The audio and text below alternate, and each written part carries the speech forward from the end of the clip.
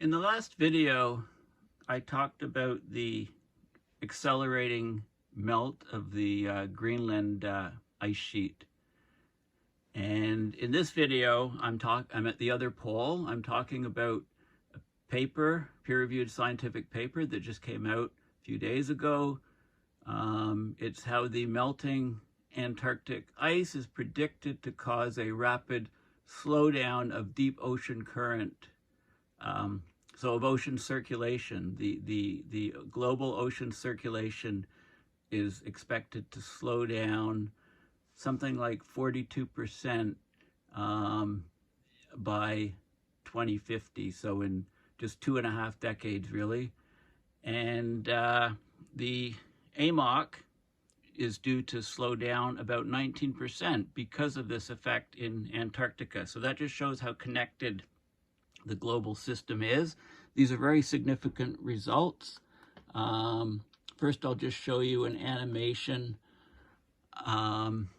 This is the NOAA, the National Oceanographic and Atmospheric Administration in the US. So you can see that the cold water is blue. So it's coming down along the ocean floor and circulating around the planet. The yellow water is intermediate water, and the red is the surface water. And you can see how these currents carry heat in the oceans around the planet. They also bring, when the water descends from the surface to the ocean floor, it carries oxygen, it carries carbon, so that acts as a carbon sink. It also carries heat. We know that 93% of the heating of the planet is stored in the global oceans. And the great bulk of that is brought down to the deep oceans in the southern hemisphere near Antarctica. We also know that about 2/3 of heat is carried from the equator to the poles in the atmosphere, and about 1/3 of the heat is carried by the movements of currents in the ocean. So this whole global conveyor system of ocean circulation is destabilizing.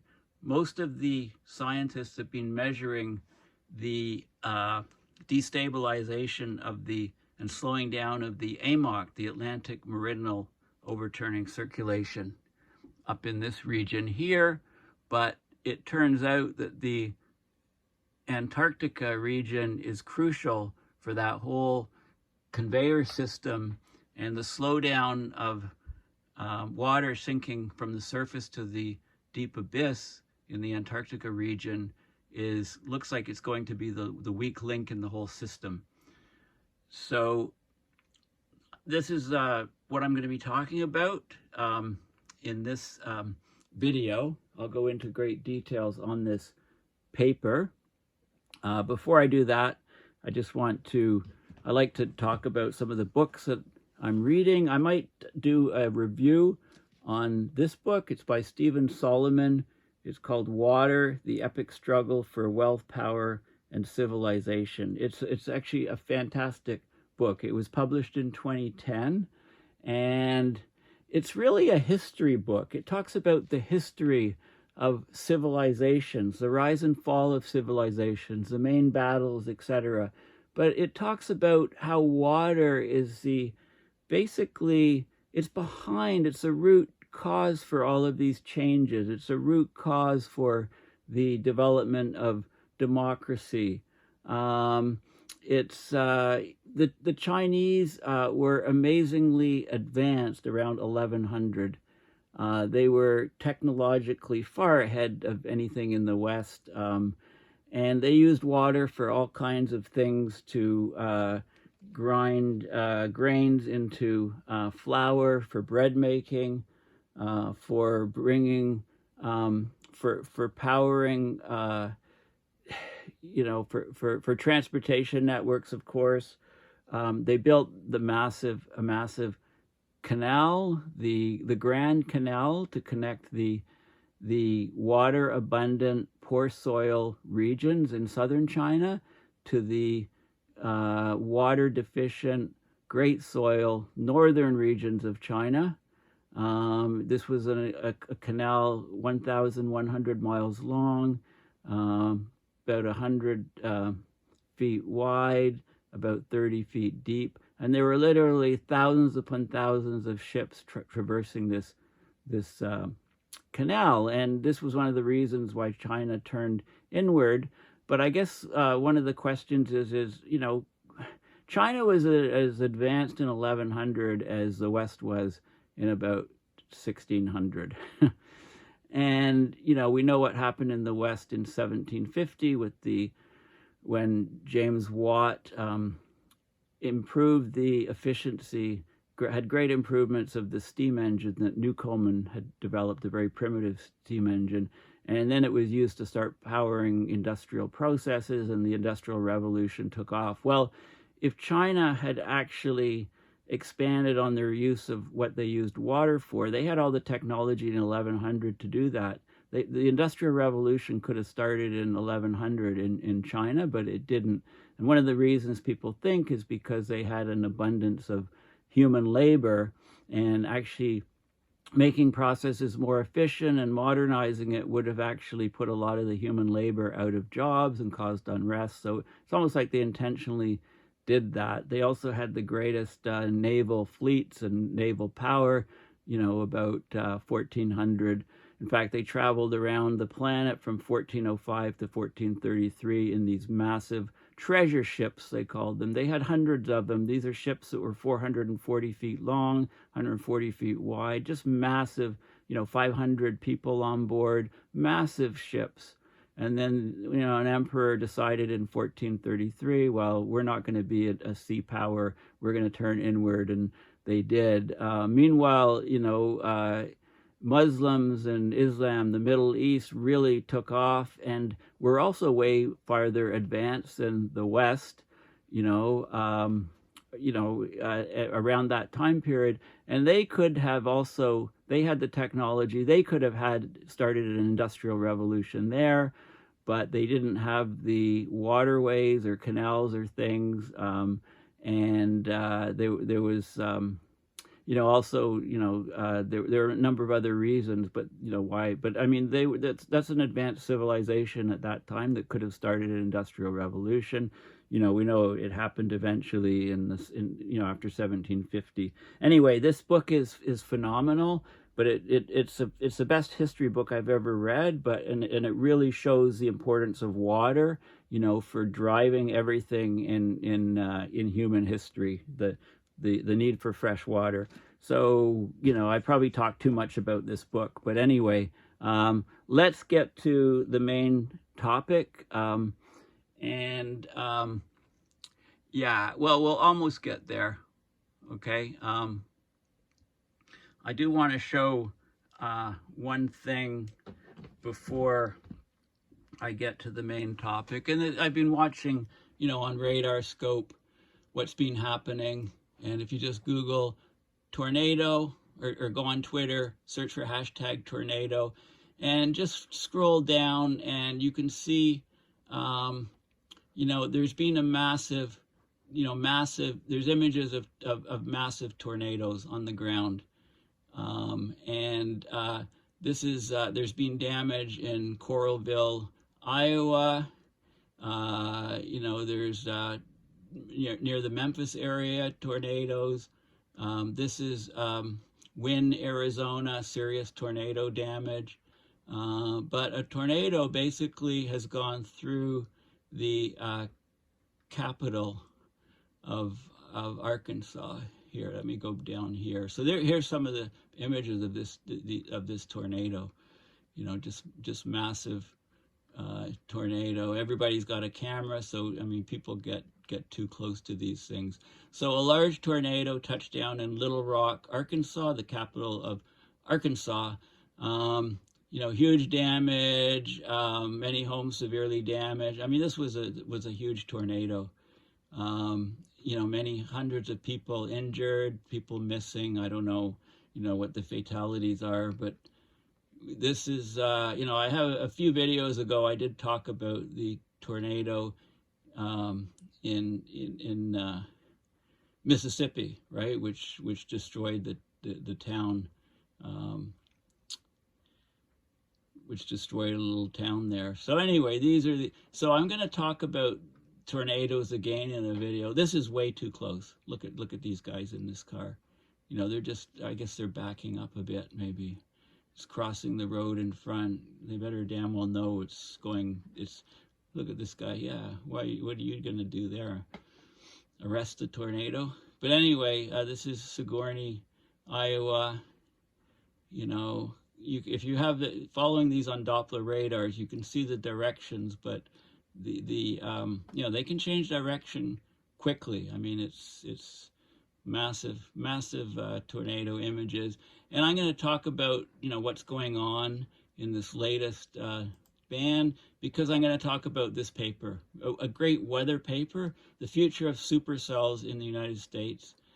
This paper, you know, is actually quite extensive, and I'll basically go through it and talk about the meteorology of these supercells, why we're getting more of them, why we're getting tornadoes spinning off, why we're getting tornado swarms, etc.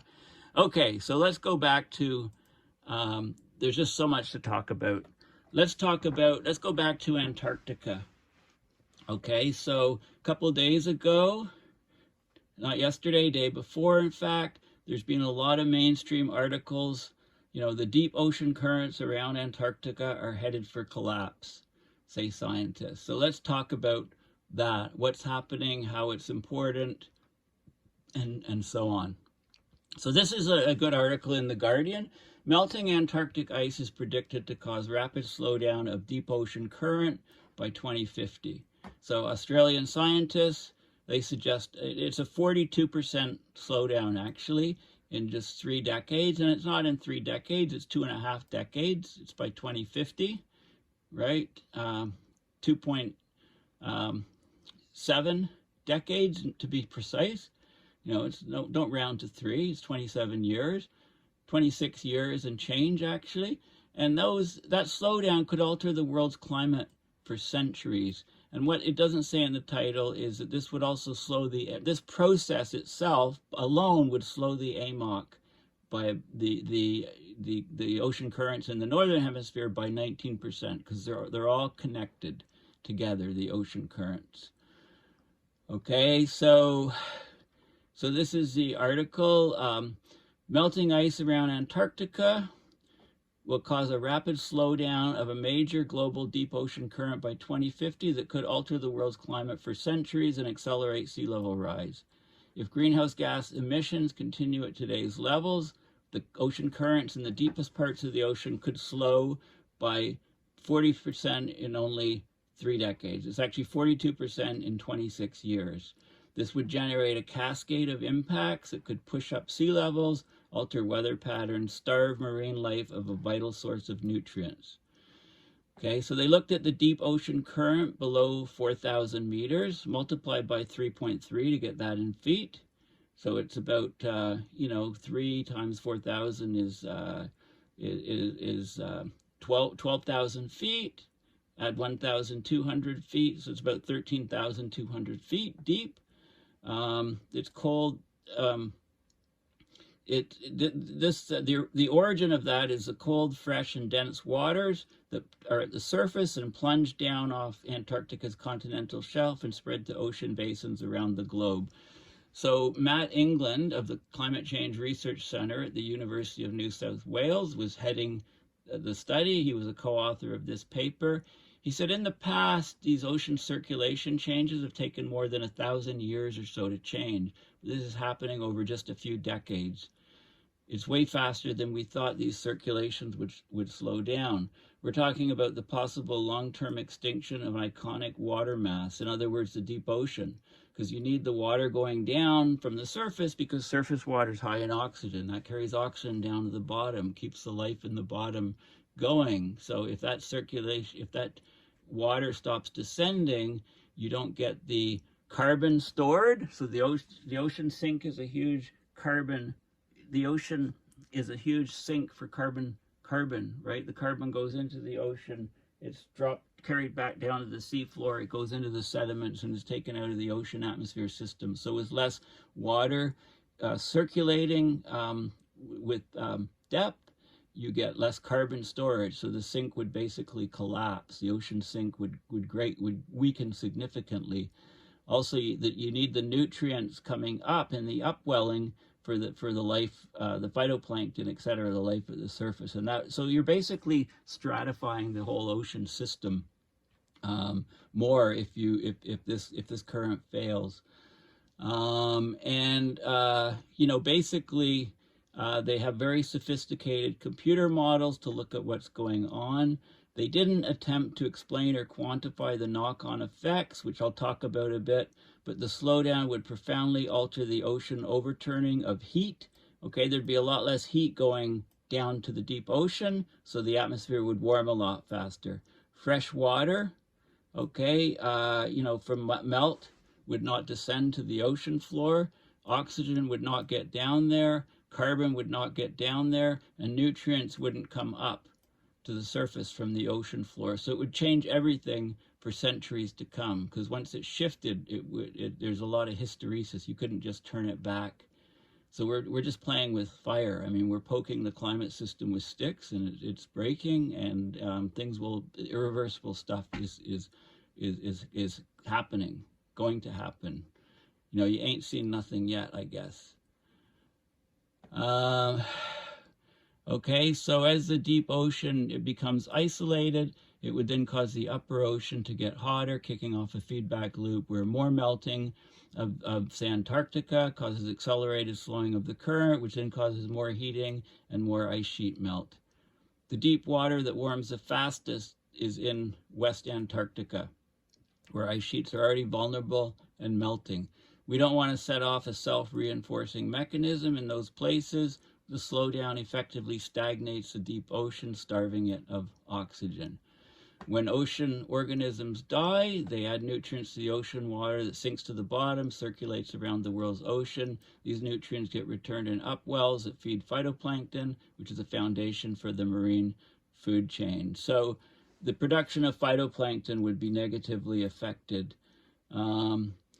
Once that overturning circulation slows down, we can only get it back by no longer releasing meltwater around Antarctica, which means we need a cooler climate and we'd have to wait for it to restart.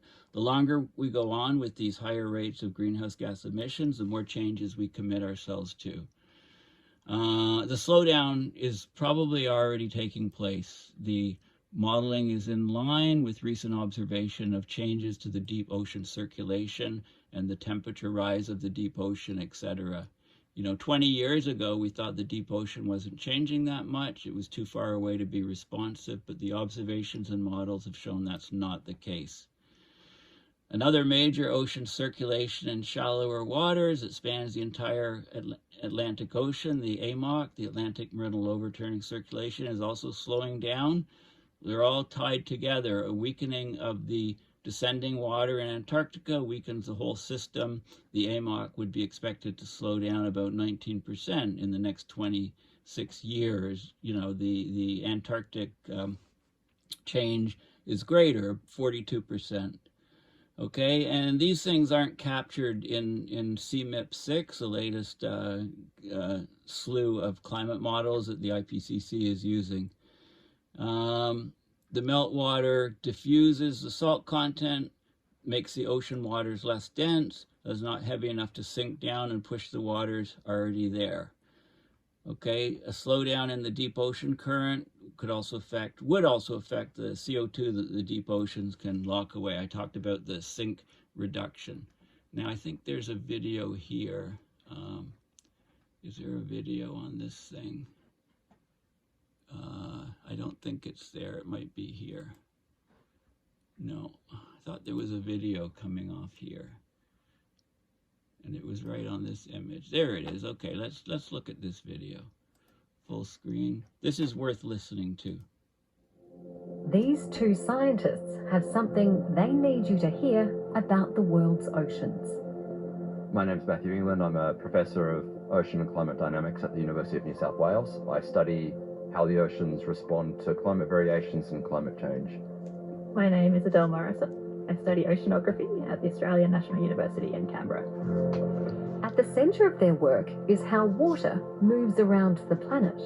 Surface currents are powered by wind patterns, but deep underwater currents are driven by different layers of density in a process known as overturning circulation. The ocean plays a big role in global climate by moving heat and carbon and also nutrients around, which affects ecosystems in the ocean. Changes that happen in one small location, like say near Antarctica, can then have a global influence because those waters move all throughout the whole planet. And it's the Antarctic overturning circulation that has these scientists worried.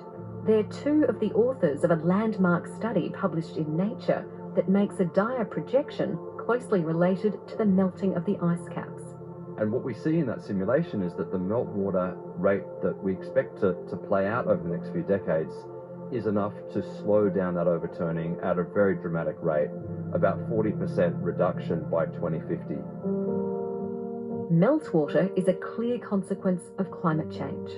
As ice caps melt, huge amounts of fresh water enter the oceans. The resulting reduction in salinity makes the water much less dense, meaning it doesn't sink with the same force. So the dense water is important because it's a major driving factor in the global overturning circulation, which is this conveyor belt of waters that move around the whole ocean. And so this formation of dense water pushes that water down into the abyss, and then throughout the rest of the global ocean that moves up again in different places around the globe. A slowdown in the overturning, particularly by 40%, would have a profound impact on marine ecosystems. The thing about the oceans is that all of the marine life that we have at the surface, when it dies off, it sinks to the bottom of the ocean. So there's a lot of nutrient-rich water in the ocean abyss. If we slow down the overturning circulation, it brings that very bottom water back up to the surface. We cut off a way that nutrients get back to the surface to regenerate marine life. Their projection is based on advanced modelling that doesn't just factor in meltwater, but captures key regions of Antarctica with unprecedented skill. And this is particularly important around Antarctica because there's a lot of small-scale processes that are important for this dense water formation. A slowdown of the North Atlantic overturning circulation has already been documented, but this latest study shows that overturning in the Antarctic region could decelerate at twice the rate. I should also say there's actually evidence in the ocean abyss that the mechanism we've described is already playing out. There's been significant warming of the ocean abyss, and that's exactly what our model projections show, that as the ice melt slows the overturning circulation down, you do get a warming of the ocean abyss. And if anything, our models are a bit behind where the observations are already tracking. So all the evidence we have suggests that we will have a slowdown of this overturning circulation in the next couple of decades.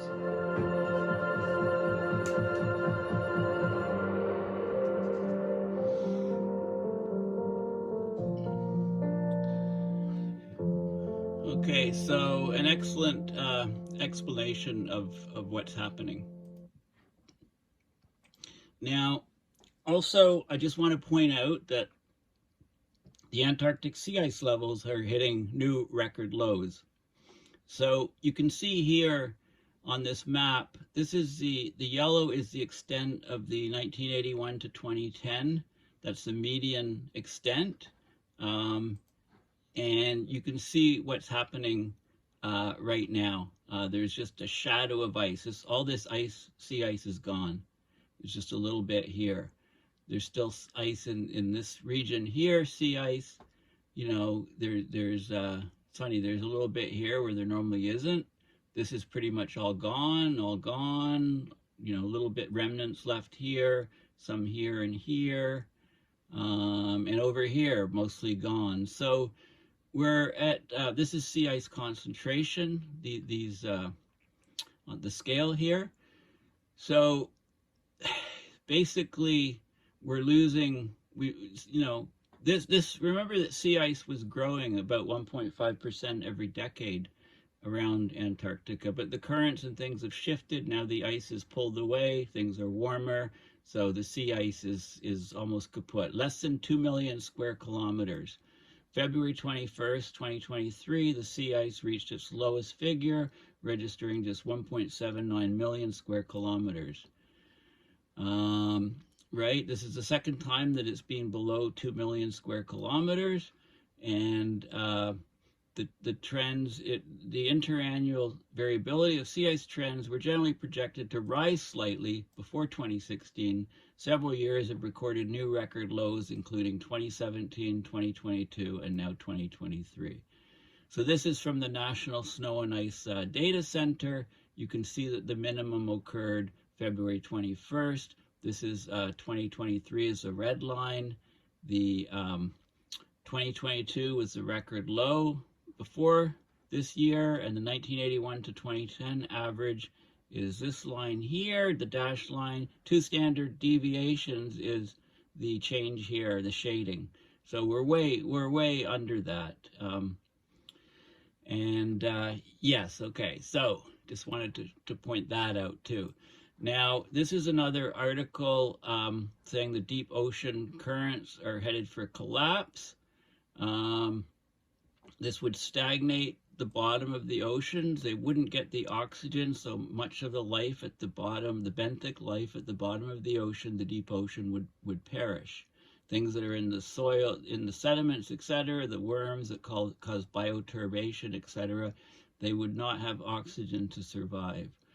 So the cold water that sinks near Antarctica, it drives the deepest flow of the overturning circulation, which is a network of currents that spans the world's oceans. The overturning carries heat, carbon, oxygen, and nutrients around the globe. It influences climate, sea level, and the productivity of marine ecosystems. So basically, the Antarctic overturning slowing by 42% in the next 26 years, that's a huge problem for society. About 250 trillion tons of cold, salty, oxygen-rich water sinks near Antarctica each year. The water then spreads northwards and carries oxygen into the deep Indian, Pacific, and Atlantic Oceans. If the oceans had lungs, this would be them. So this is a huge problem. The deep ocean current has remained in a stable state for thousands of years, but with increasing greenhouse gas emissions, the overturning is going to slow down significantly over the next few decades.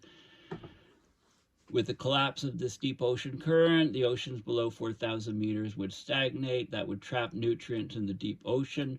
So the nutrients wouldn't come to the surface. They wouldn't support marine life near the ocean surface. So this is a catastrophic thing for the oceans, a catastrophic thing for humanity, catastrophic for all life on the planet. Direct measurements confirm that warming of the deep ocean is already underway, and I'll show you the data. The study found melting ice around Antarctica makes the nearby ocean waters less dense, which slows the Antarctic overturning circulation. The melt of the Antarctic and Greenland ice sheets is expected to continue to accelerate, so this is going to become more and more of a problem. These are profound changes to the ocean overturning, a profound way in which heat, fresh water, oxygen, carbon, and nutrients will be passed around the planet for centuries to come. Okay, so this is like extremely important stuff. That's why I'm repeating some things. So Professor Matt England is one of the authors, and I'll show you some of the power of Twitter. Okay, I already showed you so I found this by going and just searching, entering Twitter, going #Antarctica, looking at the top stories, and I came across this sort of line here. This is a thread.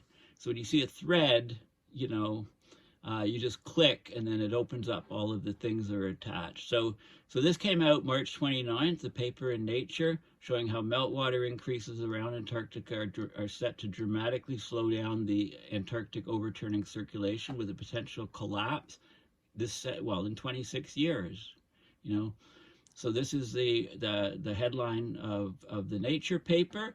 Now, he says he first looked at the Antarctic overturning circulation in the 90s, and models couldn't resolve the dense shelf water formation on the continental shelves around the Antarctic margin. Fast forward to today, the coupled climate models have improved. They still struggle to capture localized regions of Antarctic bottom water formation with significant biases around temperature salinity around the margin. So this is the shelf bottom temperature. So this is the temperature of the water. This is the scale here. Okay, so remember that, you know, water at the surface with the salinity of the ocean, 3.5%, or 35 practical salinity units on average. You have to lower that water to minus 1.8 to get it to freeze. As you go deeper with the higher pressures, you can reach -3 and it's still not frozen because of the high pressure. So you can see these cold temperatures around the ice shelf, a bit warmer up in this region. And these are the areas where there's convection, where the water sinks down into the abyss. Okay, so there's 4 regions here. There's 2 in the northern hemisphere. These are called the chimneys, if you like, where you get the vertical change of water. As the ice is forming, then it rejects salt. That salt is left, so the water left over is saltier. So it's cold and salty, and it descends down to the abyss, or it goes down to the shelf, and then it drifts off of the shelf. This shows you some of the climate modeling, the CMIP6 modeling, and it doesn't, you know, this is where the ocean overturning was thought to be, and open ocean overturning, and, you know, look at the temperatures here in the model, right? There's no way, I mean, these are showing, you know, warmer temperatures, you know, so there's a lot of difference between the observation and the models. So this is a good image. This shows where, you know, we have Antarctica here, we have the continental shelves here, so the dense shelf water, DSW for short. This is very dense water, and then the water, it falls down into caverns here, overflows, and goes down into the abyssal ocean. Okay, so that shows you, you know, this is where the water is descending. It's carrying oxygen from the surface, it's carrying carbon from the surface, it's you know, carrying heat from the surface down to the deep ocean, and in the areas where the abyssal water comes up is bringing nutrients up, which is very important for the whole marine ecosystem. But running these models is very expensive. You might need a whole year to run some simulations, so they use something like an Earth system model. This is showing Greenland and Antarctica. It's showing the blue is a net mass balance, gigatons per year. Okay, and these are, so we're seeing the melting here on Greenland, you know, and loss of ice here around the edge of Antarctica. The surface mass balance is the blue.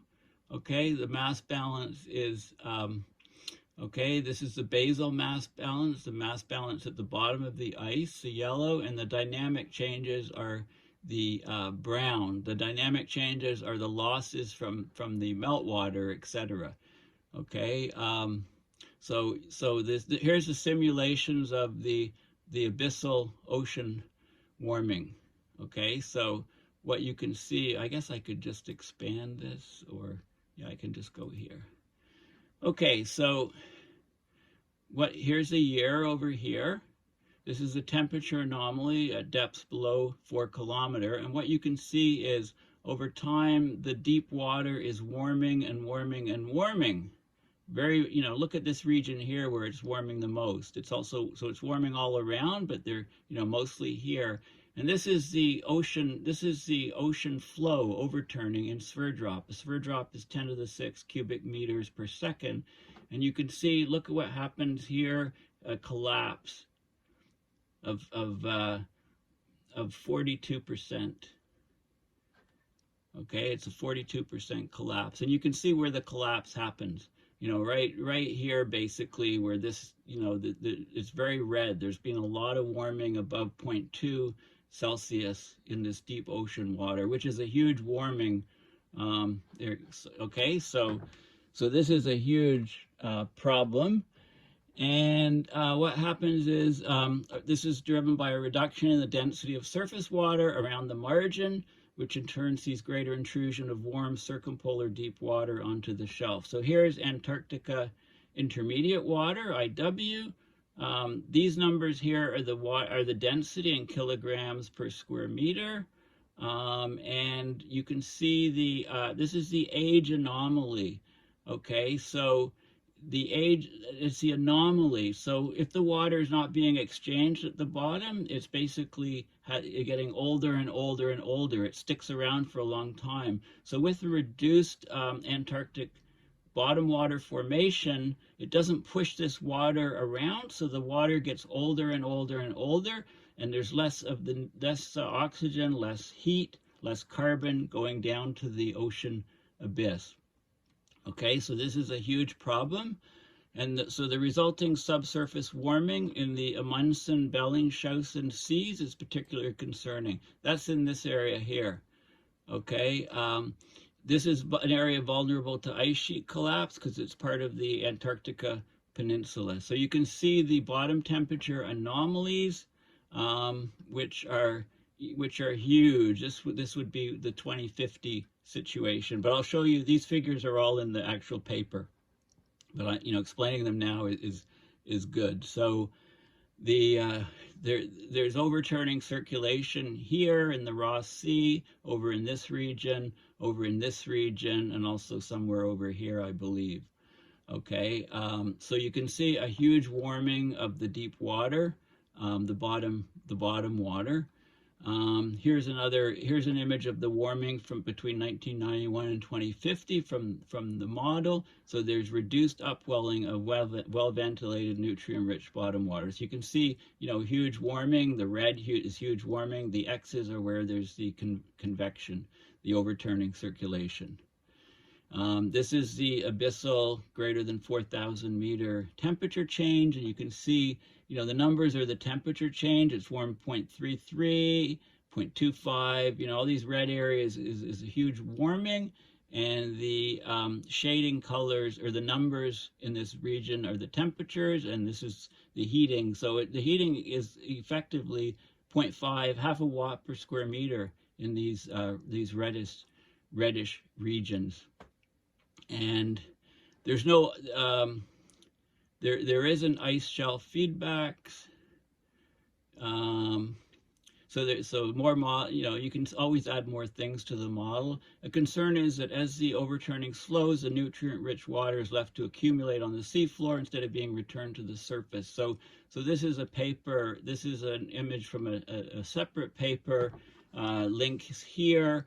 You get low carbon, low nutrient water, high carbon, high nutrient water. You get this upper cell of circulation. You get a lower cell here, and high carbon, high nutrient comes down. But if this is slowing down, and you get less coming up, so you get less nutrient transfer, which is a huge problem.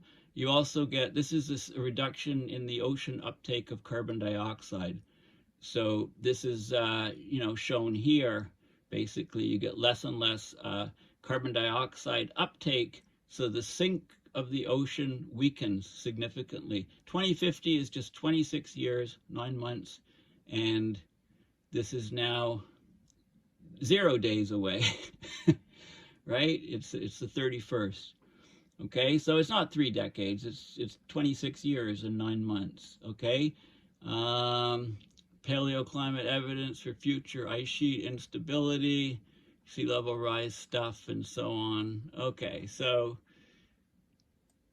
yeah, the dynamic effects are huge too. I mean, if you have ice melting in your glass, it melts at a certain rate. If you then stir the water in the ice or shake it, it melts way quicker. Those are the dynamic effects, right? Because of the motion. Okay, so this is an excellent thread all in Twitter. This shows you the detailed map of Antarctica, so you can see, you can kind of figure out you can look at the bathymetry and figure out where the sinks are, and you can see, why things are occurring. This is another Twitter thread from the Australian Antarctic Program Partnership. Okay, so it shows you, so this is actually interesting. Let's just expand this. Okay, so this shows you the ocean circulation patterns.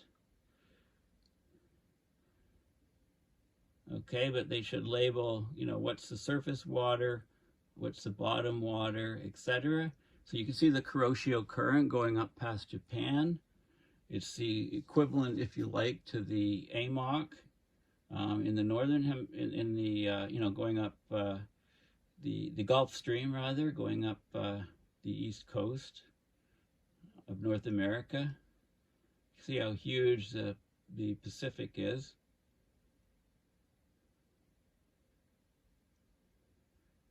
It would be more interesting if it was colored. They should have colors to show the different levels.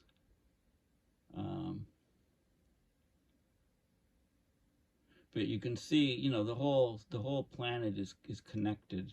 It's connected by these ocean circulation patterns, and also by the you know, the atmospheric movements, the jet streams, etc. So okay, so they also show that, you know, the torrents of Antarctic meltwater are slowing the currents. There's the Conversation's an excellent online journal or magazine, online news, you know, excellent stuff, mostly interviews with scientists around the world. This is you've seen this animation, which is very, you know, one of the key animations. I've already shown you this. These are some detailed things on salinity, temperature, etc. Here's a schematic. You have the abyssal ocean, you have the, you know, heat exchange, westerly winds. Things move to the left in the northern hemisphere, so the water's pulled away from the continent, and that causes a void here, so you get the upwelling there, you know. So yeah, okay, so now let's look at some of the papers. Now, this is a paper, Southern Ocean heat sink hindered by melting ice, but it's not accessible without paying.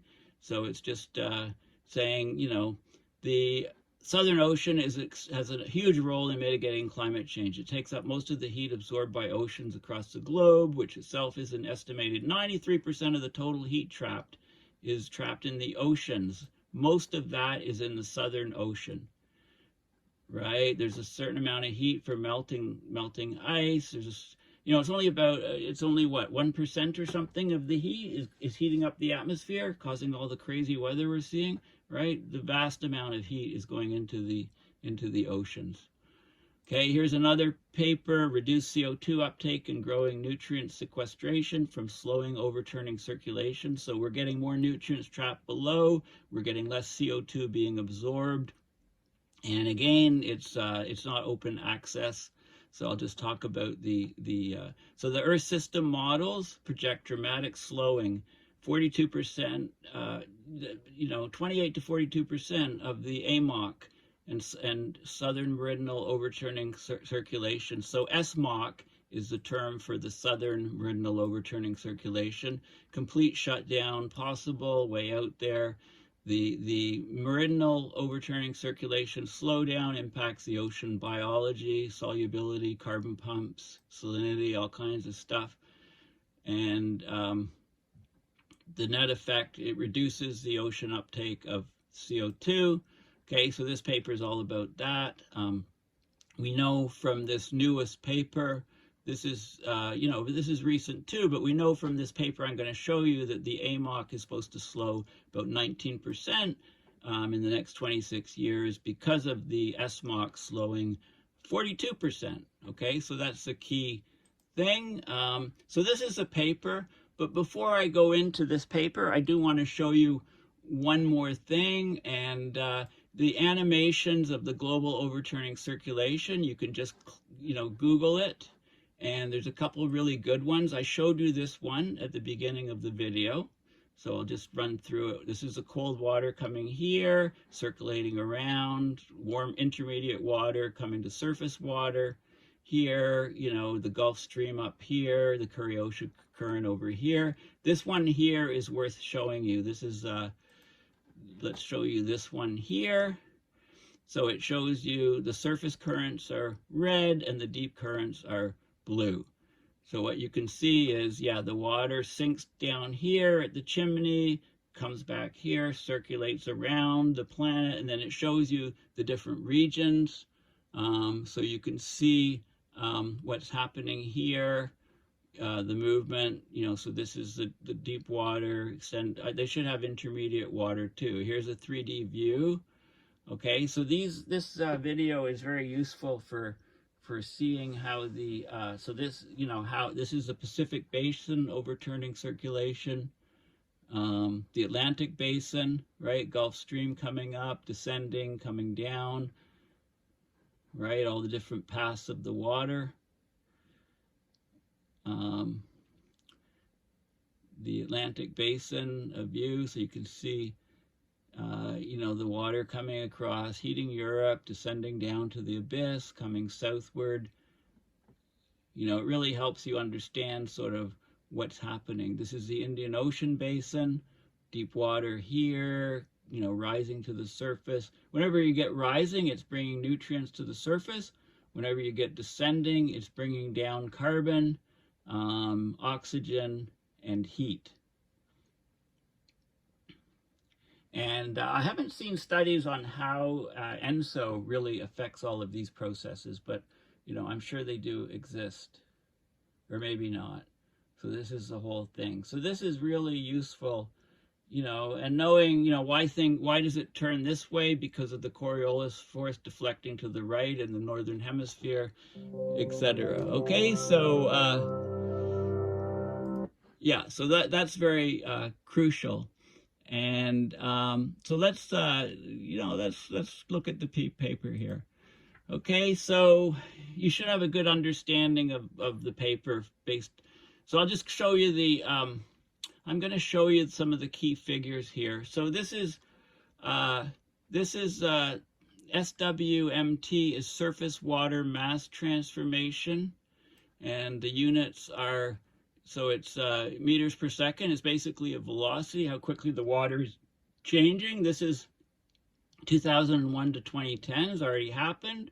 This is the computer model for 2021 to 2030 and 2041 to 2050.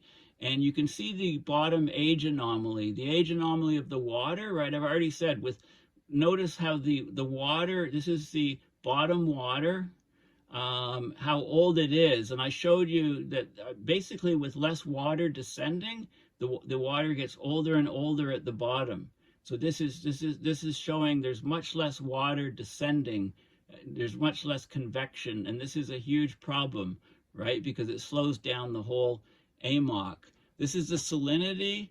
So this is fresher water is blue, salter water is red. This is the salinity is here. So you get a lot of fresh water from the melt.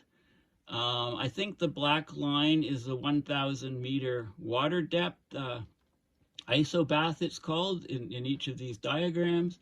This is, so this is 2021 to 2030. The water's getting way fresher. At the bottom salinity is decreasing and decreasing and decreasing. We're not having the water descending down. And this is the 2040 to 2041 to 2050.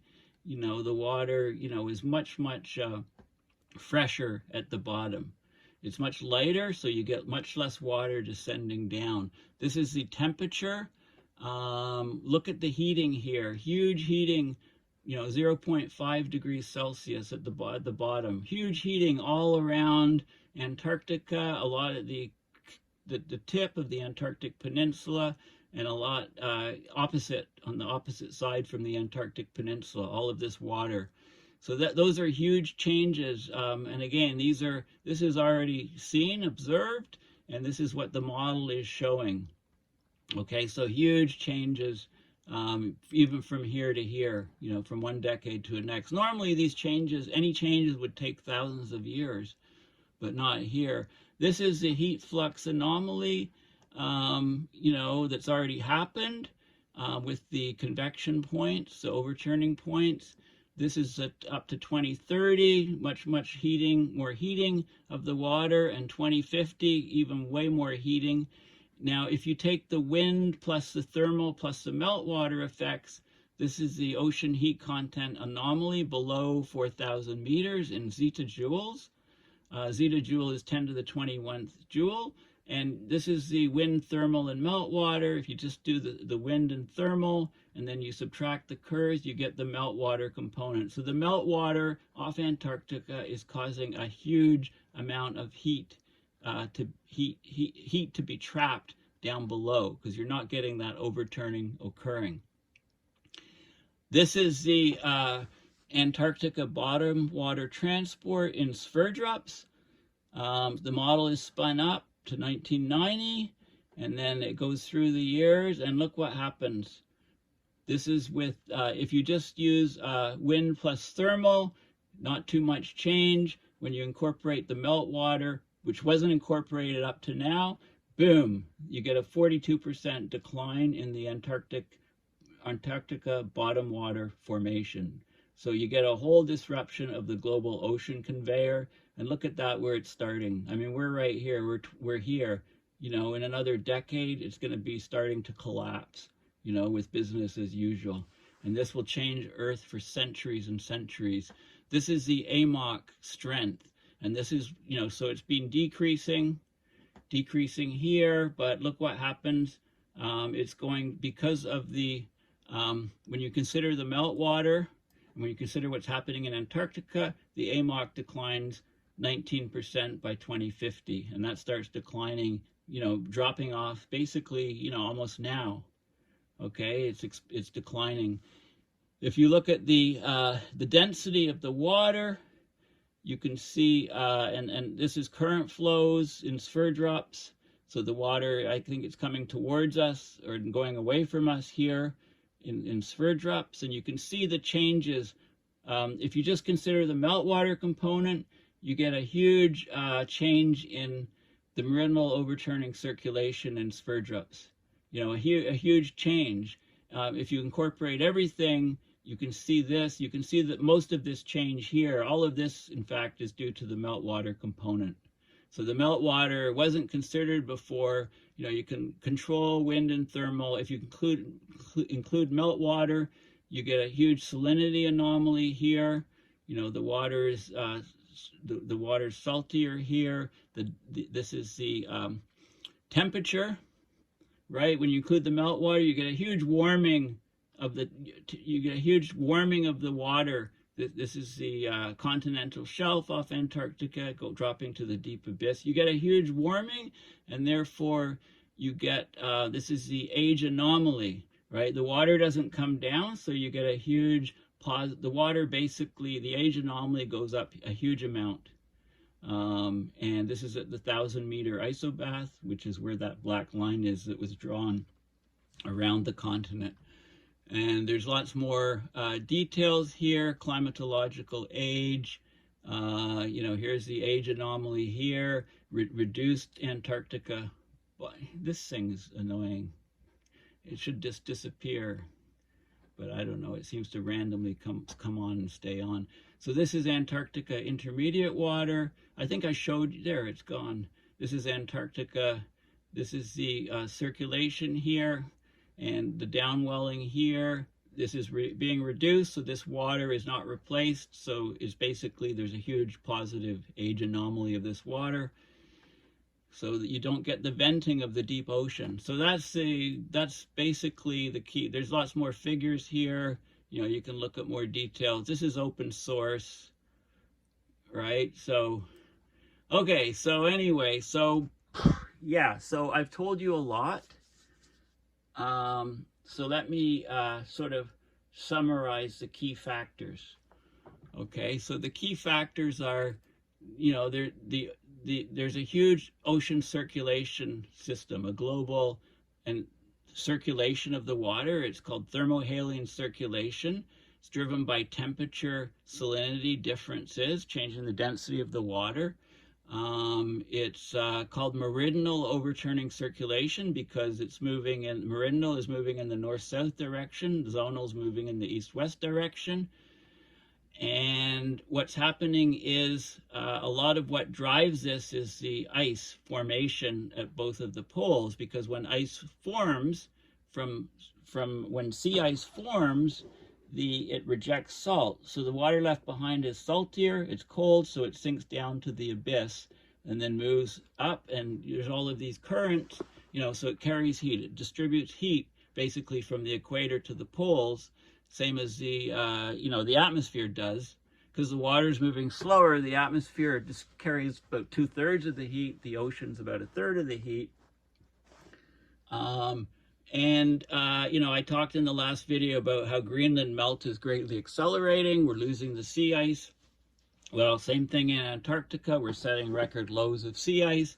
The melting is greatly accelerating, and it's changing the entire system.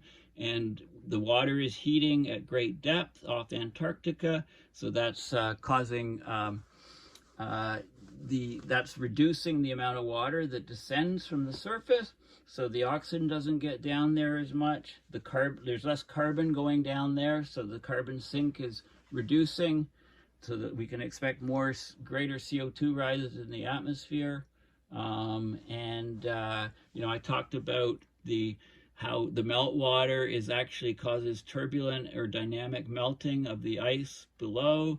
We're getting atmospheric rivers coming up to the northwest of Greenland, and they become very dry foehn winds and melt a lot of the ice on the northeast of Greenland. And so all of these different factors are interplaying in the climate system. And we can expect, these things are accelerating. We can expect more and more massive changes over time. Well, thank you for listening. Please consider going to my website, paulbeckwith.net, and donating to my PayPal to support my research and videos. So just to remind you, my next topic, I think, will have to be, these massive tornadoes, but mostly this paper on the future of supercells in the United States. This is open source. You can read it if you like. It was just published, it was published January, just a month or two ago.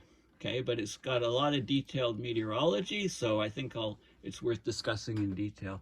So thanks again for listening, and we'll chat again soon. Bye for now.